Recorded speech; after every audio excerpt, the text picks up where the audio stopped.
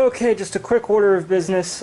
We do now have a Instagram page for the vehicle, and I'll probably be updating that as soon as updates come in. So, very, very quickly. Just because, it's a lot faster to post to Instagram than it is to upload a video or post on a forum. So right now, that's how I'm getting news out if you want really up-to-date updates on the vehicle. Now, so far, it's Monday. I was supposed to go to the exhaust shop. Sorry, my lens is fogging up. I was supposed to go to the exhaust shop today and have it done at this point right now, but it's not.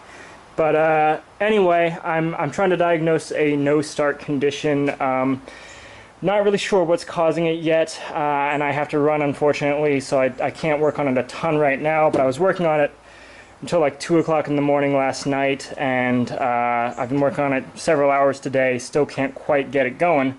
I've got fuel pressure tester connected, and have adequate fuel pressure. I have power at the coils. When I get back, I'm going to test to make sure I'm getting spark, and then if that doesn't work, I got to find a way to see if the injectors are firing. Of course, that's easier said than done because it's direct injection, but hopefully we can get that done fairly quickly. Or hopefully I can figure that out fairly quickly. As far as intercooler piping, that's all done. It's not done. It needs to be deburred, but it's all cut. It all fits. I need to take a couple of the pipes off, deburr them, whatnot, and then that will be completely done. And clamp them. I have some T-bolt clamps for the 1.75-inch piping right on the turbos, and the clamps are just like a hair too small, so I need to get couple new T-bolt clamps. Other than that, we're doing okay. I don't think I need a fuel pressure regulator because I do have adequate fuel pressure. It's actually right on the money, so I'm pretty happy with the fuel pressure right now, but it's unfortunately for some reason we're still not getting it to start.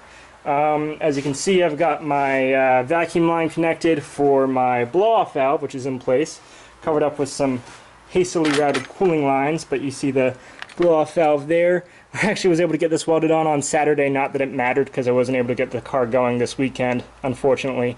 I thought I was going to. I tried. I turned it over on Sunday night and it wouldn't start. So anyway, but yeah, I also discovered that this sensor here, which is the intake air temperature sensor, I completely forgot about it, so I had to install that at the last minute. Just made a little aluminum thing, drilled a hole in the piping. I actually picked up a big old piece of aluminum from a local welder for like $5, so kind of lucked out on that one.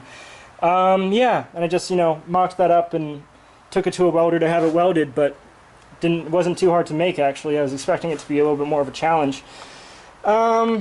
Anyway, yeah, it's pretty much done. So we just hopefully can get it started soon and figure out whatever issue we're having, and then we can get it on the road. But oh, I guess I'll just show you real quick. Some people have been wondering how you get twin turbos to a intercooler with one in, one out, and that's how. Use a Y pipe. So we've got the two turbos coming in through these two 2.5-inch pipes going down to this 3-inch, goes through the intercooler, out one side 3-inch up to the throttle body.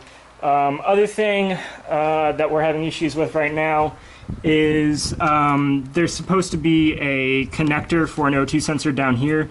I don't know why I never checked, but yeah, there's supposed to be a sensor down here, and I believe or a connector for a sensor down here, and I believe it was cut off at LKQ when they pulled the engine. So I need to figure that out. I need to figure out what wires they are and wire in some kind of a connector there.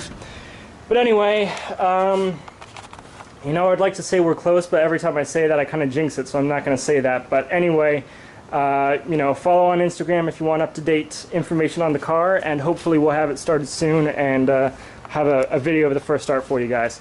Alright, thanks for watching, and let me know if any questions or comments down below.